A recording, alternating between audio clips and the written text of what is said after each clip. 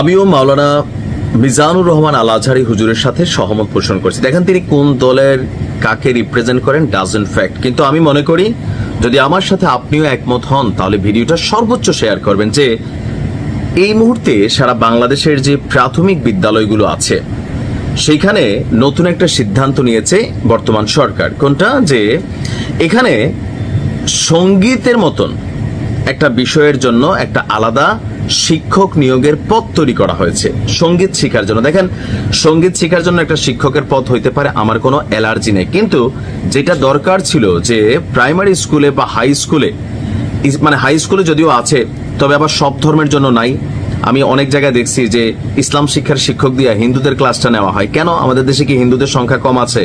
কম তো নাই, ছাত্রদের সংখ্যা ভালোই আছে।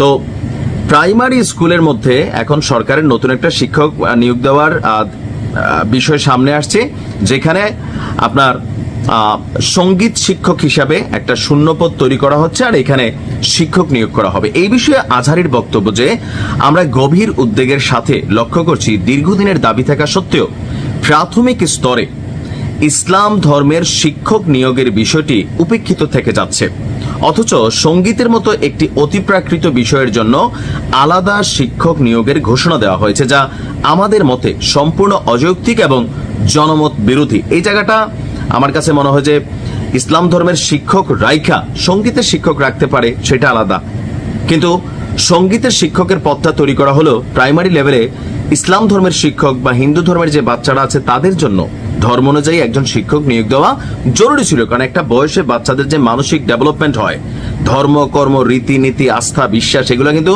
ছোটবেলা থেকে ঢুকাইতে হয়। এগুলো আপনি বড় হয়ে গেলে আপনারা যতই দেখ এগুলো আপনার ভিতরে কিন্তু ঢুকবে না।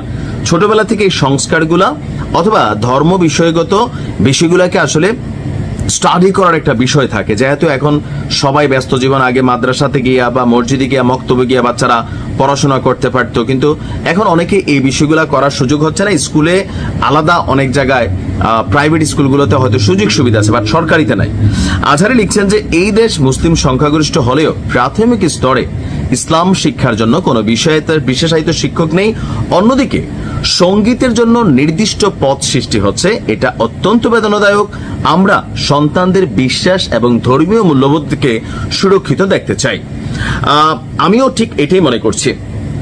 দর্শক, সম্প্রতি সরকার প্রাথমিক বিদ্যালয়ে শিক্ষক নিয়োগ নীতিমালায় পরিবর্তন এনে সঙ্গীত এবং শারীরিক শিক্ষার জন্য আলাদা দুটি পদ সৃষ্টি করেছে। আগে এসব দায়িত্বের জন্য নির্ধারিত শিক্ষক ছিল না, পিটির স্যার অনেক জায়গায় ছিল, বাট অন্য ক্লাসও করাইতো। দেখেন, শারীরিক শিক্ষাটা যেটা খুবই গুরুত্বপূর্ণ, এটা দরকার। এক্সারসাইজ, উন্নত বিশ্বে বাচ্চারা ছোটবেলা থেকে এক্সারসাইজ করে বুড়া বয়সও করে, আমরা করি না, যার কারণে আমাদের বডি ফিটনেস লেলাই যায়। তবে সঙ্গীতের শিক্ষাটা আমি একবারে শতভাগ খারাপ মনে করি না, কিন্তু যেটা দরকার ছিল ম্যান্ডেটরি ফরজে আইন, সেটা দরকার ছিল যে ধর্মীয় শিক্ষক প্রাইমারি স্কুলে ইসলাম ধর্মের যারা আমরা আছি আমাদের জন্য ইসলাম শিক্ষক, আর হিন্দু বা অন্যান্য ধর্মের যারা আছে তাদের জন্য একজন আলাদা শিক্ষক, এটা খুবই ফরজ ছিল। কিন্তু এই জায়গাগুলোতে আমার মনে হয় যে একটু গ্যাপ থেকে যায়। তো আজহারি হুজুর এটা তো বলার বিষয় না, তিনি বলছেন তার জায়গা থেকে, আমরা আমাদের জায়গা থেকে প্রতিবাদ করছি। আমরা মনে করি সরকারের উচিত শিক্ষক যেহেতু দুইটা সৃষ্টি করছেন আরো একটা সৃষ্টি করেন, সেটা হচ্ছে ধর্মীয় শিক্ষকের পদ। এটা জাতি হিসাবে আমাদের দাবি।